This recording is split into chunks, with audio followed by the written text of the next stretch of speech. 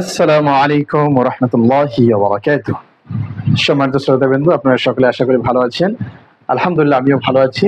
তো বরাবরের মতোই আমরা আবার পুনরায় ক্লাস শুরু করেছি। আজকে আমরা শিখব 5টি হরফ। 5টি হরফ, আগে আমরা হরফের নাম জানবো, এরপরে সংক্ষিপ্ত আকারে আমরা হরফের মাখরাজগুলো জানিয়ে নেব।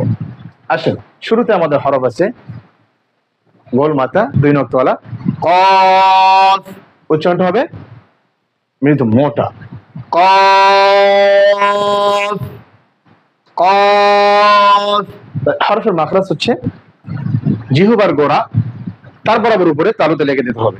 জিহ্বার গোড়া তার বরাবর উপরে তালুতে লেগে দিয়ে হরফটি উচ্চারণ করতে হবে, কফ। এরপরে হরফের নাম আমরা শিখবো। দেখেন, হরফের দিকে তাকান এবং চেহারাটা দেখেন। হরফের নাম হচ্ছে কাফ। দেখেন, উচ্চারণটা দেখেন। জিহ্বার গোড়া থেকে মাখরাজটা হচ্ছে জিহ্বার গোড়া থেকে একটু আগে বাড়াইয়া, কাফ। তার বরাবর উপরে তালুতে লেগে দেবেন।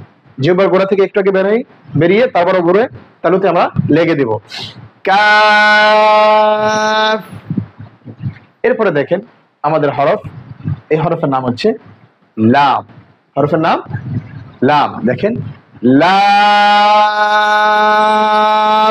দেখেন, জিহ্বার আগার কিনারা সামনের উপরের দাঁতের গোড়ার সঙ্গে লাগায়, সামনের উপরের 2 দাঁতের গোড়ার সঙ্গে লাগায় এই হরফটি উচ্চারণ করতে হবে।